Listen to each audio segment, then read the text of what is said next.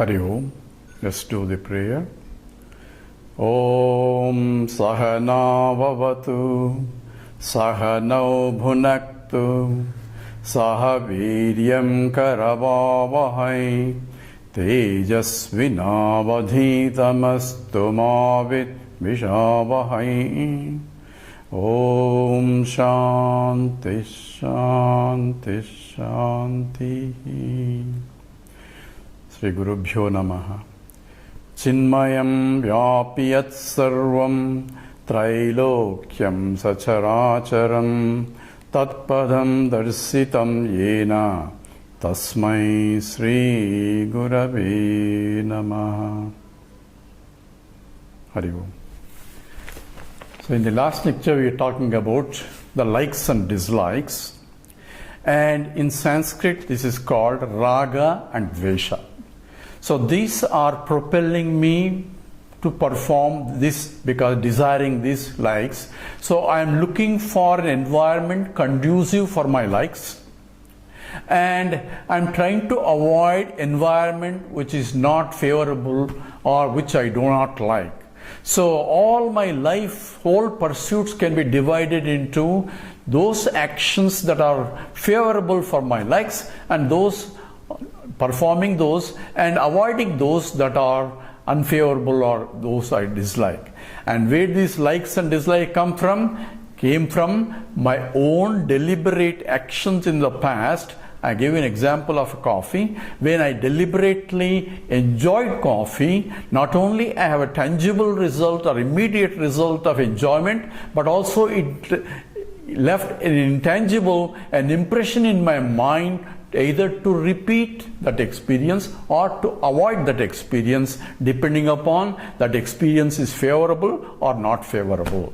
So this is how I like, the likes and dislikes or raga dveshas are developed. So raga dveshas are developed because of the vasanas or the impressions. So these vasanas form the basis for the mind, and they are like a grooves into which your mind wants to think. I think in one way, you think in the other way, because of the tendencies to think has been established by my previous actions. So I myself make a groove in the form. So all my life itself is trying to fulfill my vasanas. That seems to be the biography of everybody. So now let us look a case where if I have a lot of vasanas, that means I have either lot of likes and lot of dislikes. So I've been going after trying to find environment one after the other which is conducive for my likes, and avoiding environments that I don't like. So this seems to be my rat race, because I am become a restless. I cannot sit in one place and be contented, because I have to either satisfy my likes or satisfy my dislikes. So that means avoiding those things.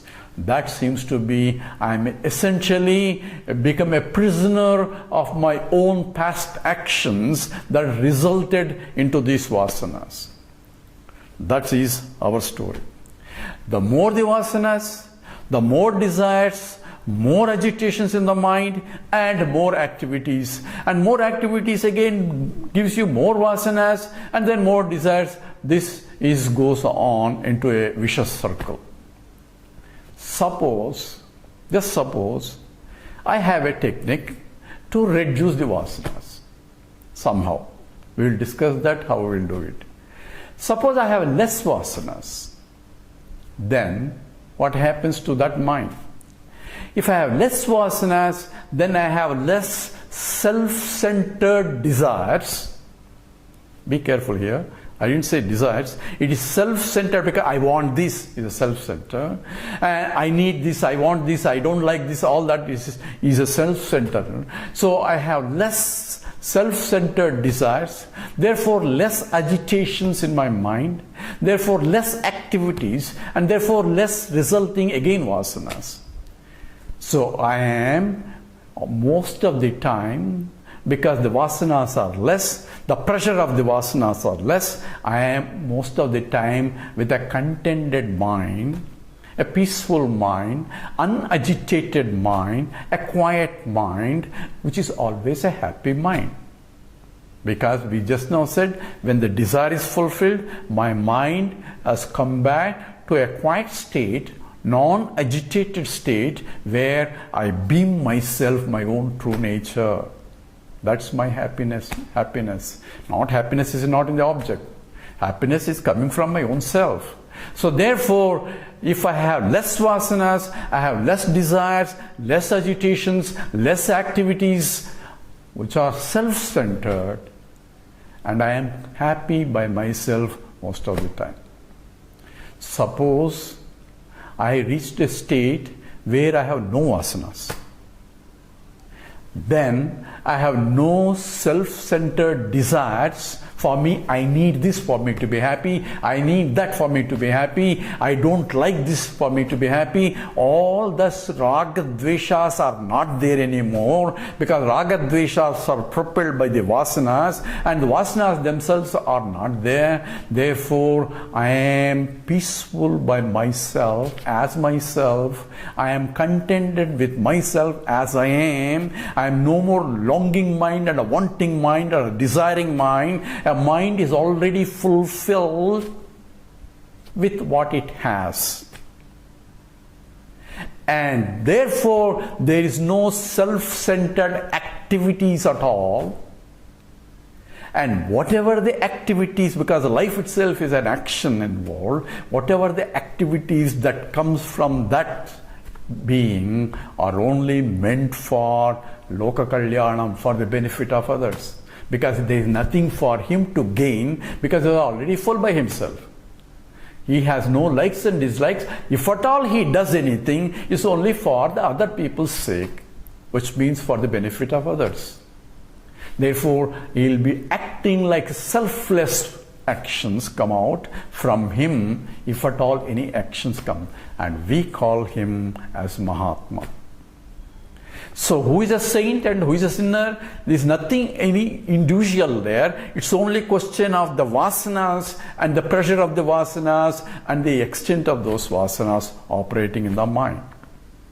So I need a methodology to reach a well-contented mind, a mind which is always satisfied. And that what Krishna calls it as sthita prajnaha. So that means a balanced mind, mind which is not perturbed, mind which is not agitated, mind which is not longing for something other than himself. So, prajahati yada kaman sarvan parthavanogatan atmani eva atmana tushtaha saha sita prajnaha. Who is sita prajna? Krishna defines sita prajna, the one who is atmani eva atmana tushtaha. He is satisfied by himself. He doesn't need anything for him to be happy. That means he is already found, or he has found that infinite happiness that everyone is longing for. Now how is that happen? He is not asking for anything. At the same time, he is himself happy by himself. But at the same time, we said everyone is looking for infinite happiness. But this guy is not looking for any more infinite happiness, and that means he has found infinite happiness. Then only that's why he is not looking for it, because everyone wants infinite happiness and they cannot stop until they get it. And here is a case where he has no more desires and he is happy by himself. That means he has found that he has infinite happiness, or he is Brahman. So essentially what implication is that he has become Brahman, or he recognized that I am Brahman. And that is the state, and that is the knowledge that Vedanta gives. It is how I can become Brahman. So how can I become Brahman? Brahman is infinite. If nobody can become infinite unless they are already infinite. See the problem. A finite cannot become infinite. It's mathematically illogical. Infinite can become infinite. It did not become infinite. Infinite is infinite. So if he has become infinite, become means only he understood that he is already infinite. So what's the difference between a Mahatma and other person? The other person has not recognized that he is Brahman. That means he is infinite. He thinks himself he is a finite and trying to solve a problem to become infinite, which he cannot become infinite. You see where the problem is? This is what Vedanta focuses, and it says you do not recognize who you are. Take yourself what you are not as you are and try to solve that problem where there is no really a problem, and you made a problem out of it. And that is all our problem.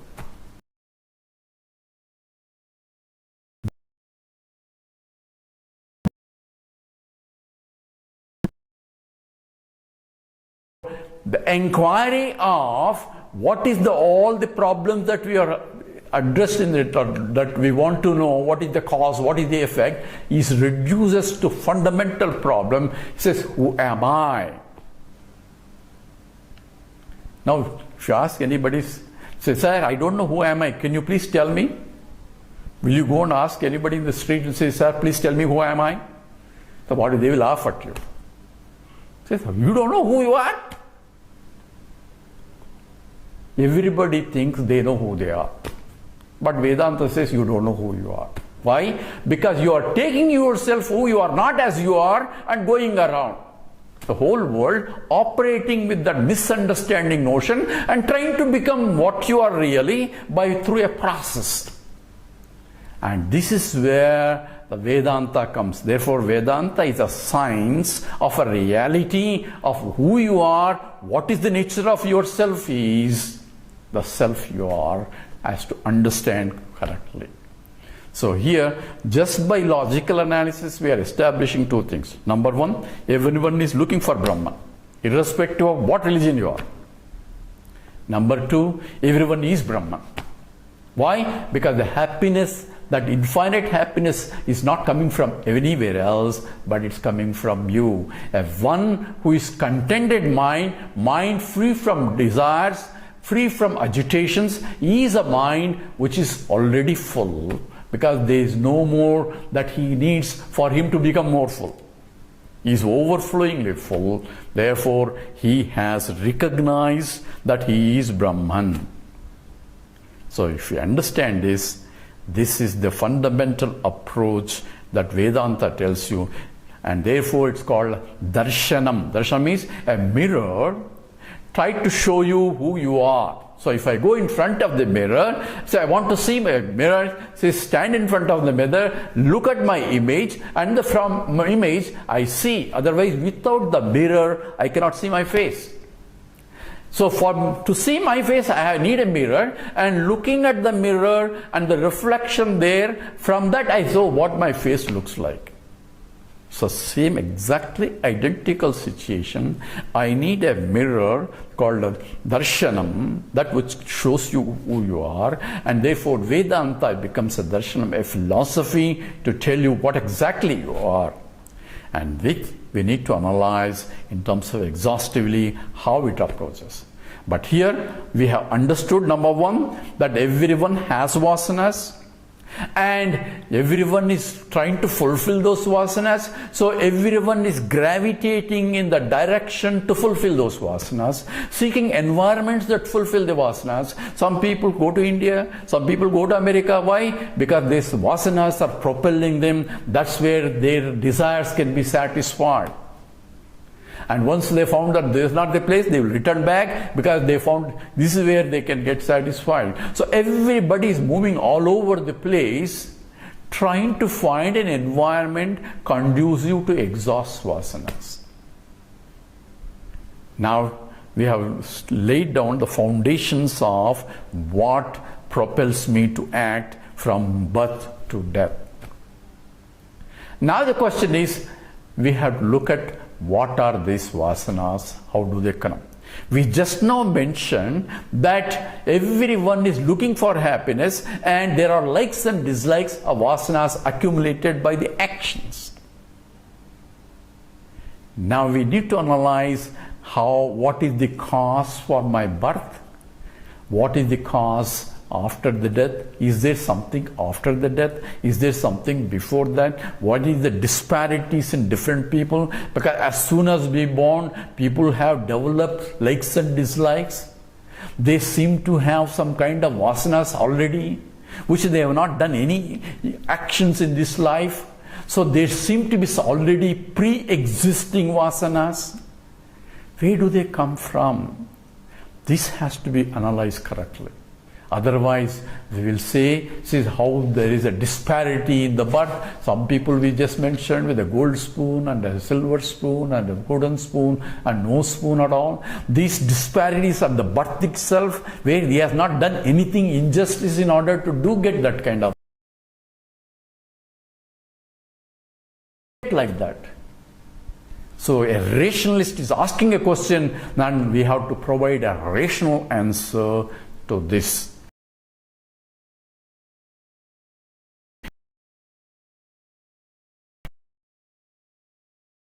Life before, is there a life after, and what is this continuity of life, and why there is a disparities in this in beings, why I am born into a particular parents, why there are particular siblings. These are all the questions that we asked in the first lecture, and we have to provide a rational answer, at least to satisfy the logic of it, at least what we have extend beyond, so that the effects can be analyzed with the proper cause. So the cause effects is now extended beyond the birth and the death in order to analyze the cause for the birth itself and the effect after the death. So this need to be analyzed, and that we will do in the next talk. So we will do the Purnamidam now. Om Purnamada Purnamidam Purnat Purnamudachyate Purnasya Purnamadaya Purnameva Sishyate. Om Shanti Shanti Shanti. Harihi Om. Shri Gurubhyo Namaha. Harihi Om.